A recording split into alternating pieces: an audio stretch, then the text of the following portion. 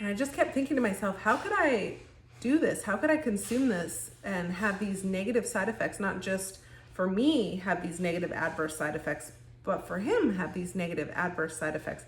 How could I do that to my child? Like, what was I thinking? Hi friends, welcome back to my channel. It's Rochelle, the Real Life Carnivore. You guys, I have something really interesting to share with you guys. I don't know where you guys stand with this, but I would love to hear from you. If you haven't done so already, please like and subscribe and drop me a comment below. Let me know where you're hailing from. I would love to know where all of my viewers are coming from.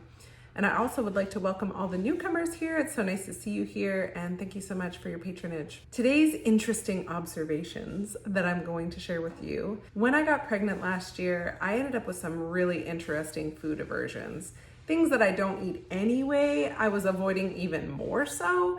So for example, if we went for dinner at somebody's house and they were making steak and they had onions, I couldn't stand the smell of onions. Like, I could not be anywhere near them. They just made me want to retch. Very interesting. Also, the smell of rice cooking, couldn't handle it. We live in an area that is very Cajun, and also rice is a big thing here. They used to have rice fields all over the place here in Southeast Texas where we live. I couldn't stand the smell of it. It had to be cooked outside, or I had to be away from it. It could not be cooked in the house. Otherwise it would just make me want to retch. Again, another thing that I had a really hard time with was the smell of cumin, which is very popular in Mexican dishes.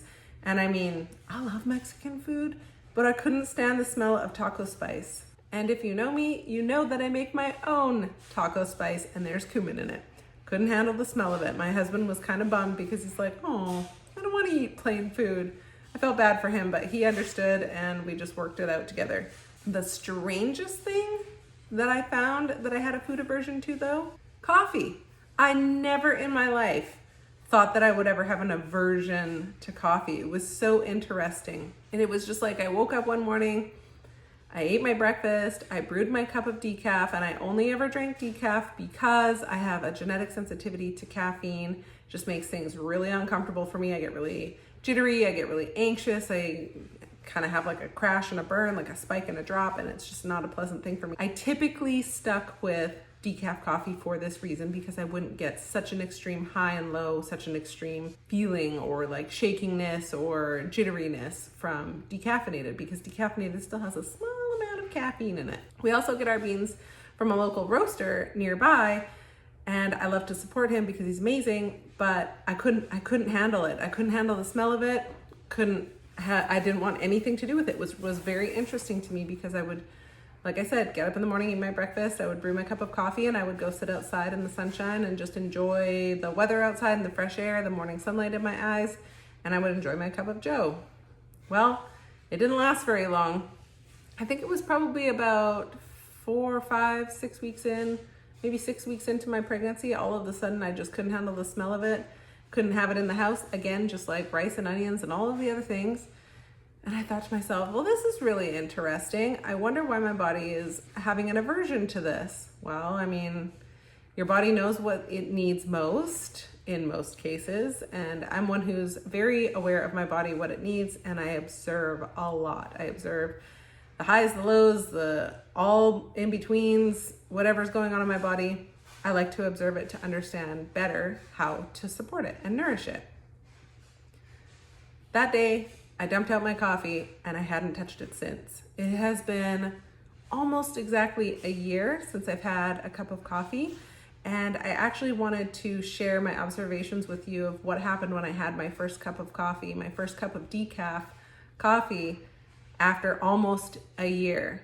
So the first thing I noticed was there was a lot of hype in my body. I've been craving it for a little while, and it's very unusual for me to have something that I crave. Now, I'm not pregnant, I'm breastfeeding now.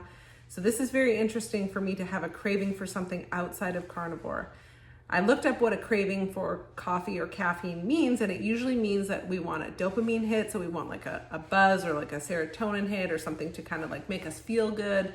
So I was like, well, you know, that kind of makes sense because I'm a little more tired than I usually am because I'm breastfeeding, and that can sometimes mean that I am woke up more than once or twice a night, depending on what the little guy needs, depending on if he's going through a growth spurt.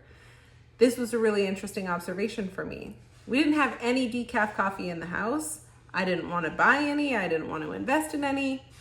And then our friend who makes the coffee locally, the local roaster, was like, well, actually, I just got in some new flavors of decaf and I would love for you to try them and give me your feedback. And I was like, oh, okay. The temptation began. I obliged. We bought some coffee and I noticed there, like I said, there was all of this hype in my system, like, oh my gosh, I can't wait to have it. I can't wait to have it. I can't wait to have it. I can't wait to have it. And I almost felt like I used to feel about sugar, which is very interesting. That's a big observation. When I used to binge on sugar, I would get this like anticipatory, like buzzing in my system. Like I would be like almost like manic, almost frantic, like just waiting, just like so excited, couldn't wait, to finish work or to finish my workout or whatever I was doing so I could go to the store and pick up that thing that I couldn't stop thinking about. And this became a little bit of an obsessive thought about coffee recently. I was like, oh, this is interesting. We have it in the house now. I'm gonna brew myself a cup after I have breakfast and just observe how I feel. I did that process and I made myself wait. And the rule is to have the coffee within an hour of eating, just to make sure that it doesn't spike my cortisol. Because if you don't know this, if you have coffee on an empty stomach, it can spike your cortisol by up to 30% and for up to 18 hours. So if you're someone who has difficulty sleeping, if you're someone who has a very thick midsection, it may be worth considering having your coffee after a meal, and not just one strip of bacon. I mean like a meal if possible, or at least 2 eggs, 3 eggs would be better, 4 would be even better. Just something in your system so your system's not just getting that jolt and drive. The other thing to note is that coffee is a hunger and satiety cue skewer. You will not necessarily have accurate hunger and satiety signals with caffeine. It blunts those signals, which can shut down your body's ability to let you know that it needs nourishment. And that is the last thing we want to be doing to our bodies, is ignoring the nutrient needs. Now, let me get to the good stuff. I had the cup of coffee. I had my first sip. So I made it the way I always make it. In the Keurig, with the 8-ounce water option, and then heavy whipping cream. That's always been the way that I love my coffee. I took the first sip and I was like, oh, okay. This is not quite like what I remembered, because I would remember that first sip would be just like amazing and just, I would be over the moon about it. This time when I had the coffee, I drank it, I took a sip and I was like, okay, I kind of remember this. It was really bitter. It wasn't very creamy like I remembered it being. And this is where the hype is so interesting, because that's how I used to feel about my cup of coffee. I'm like, oh yeah, I just can't wait. It was more about the heavy whipping cream, if I'm being perfectly honest. The coffee was just like the carrier for the heavy whipping cream. If you feel me, you know exactly what I'm talking about. Heavy whipping cream is very addictive. Dairy is very addictive, in my opinion. Now, caveat, I'm breastfeeding. So anything that I ingest filters through my breast milk. Now, within a few minutes of having those first couple of sips of that coffee, some really weird, interesting things happened. Number one, I ended up with brain fog. I haven't had brain fog since I started Carnivore, probably about 6-8 weeks into Carnivore, which is very interesting because I've been Carnivore for over a year and a half. I got a slight headache, which I don't normally typically get headaches unless I do something really stupid and put my spine completely out of whack. The third thing, I ended up with ringing in my ears. I had chronic tinnitus for years, like deafening tinnitus. And I've learned recently that tinnitus is due to inflammation of the cranial nerves. When I got rid of most of the way that I was eating, not the coffee per se, but when I got rid of the foods that I was eating that were not carnivore, suddenly my tinnitus went away. Now, tinnitus is also considered a stress response in the body. How interesting, because we just learned that cortisol can be spiked by up to 30% for up to 18 hours with 1 cup of coffee on an empty stomach. I wasn't on an empty stomach. However, I did notice that there was a rise in my stress. I noticed that I felt a little bit depressed afterwards. I noticed that I felt a little bit anxious afterwards. These are all just observations within a 30-minute period of having this cup of coffee, which is very interesting to me. Another thing that I noticed along with these other symptoms were that I kind of wanted to just eat something. And I had just finished eating and I thought to myself, I'm not hungry. Why do I want to eat? And it was the thought of maybe, oh, I can have something sweet to go with this. because sweet and bitter usually go together. Typically when we would have family over, when we lived back in Canada, they would come over, we would have coffee and muffins or coffee and something that I would have baked, and you have your something bitter with your something sweet, which is really interesting because I also haven't craved for anything like that in a really long time. And it's not that I was craving those things, that I didn't want to have coffee plus a muffin plus or whatever, but it's just the thought was there, which I thought was really interesting. So to me, this makes me think this is maybe an addictive tendency. Now, I will say the anxiety and depression that I kind of felt was very, very mild. Like on a scale of 1 to 10, it was probably like a 1 or maybe a 1.5 to a 2. 1 being the least, 10 being the worst it ever could be. I honestly just kind of felt like I had poisoned myself. I felt like I had ingested something that was super toxic and my body was just freaking out. Like, what is going on? Why? Something else to note, I exclusively breastfeed. My little dude just turned 3 months old. He's so precious. And I know that, like I said, what I eat, what I drink filters through my breast milk. Now, here's something really interesting. My diet is pretty exceptionally clean. I tend to stick to beef, butter, bacon, eggs. There's the odd time I'll eat a little bit of, like cured meats or something like that, like charcuterie type stuff. A little bit of yogurt here and there, a little bit of dairy here and there. Heavy whipping cream would be probably like my staple for dairy next to butter. Those are typically the only 2 dairies that I like. And if you know me, when I was pregnant, I was a dairy fairy. All the dairy, all the time. I just loved it. Now it's not really something that I'm interested in, but I'll have it on occasion. That being said, this cup of coffee is the first non-carnivore thing that I have introduced to my body in a really long time. Now I do use some spices and some dried herbs in my recipes.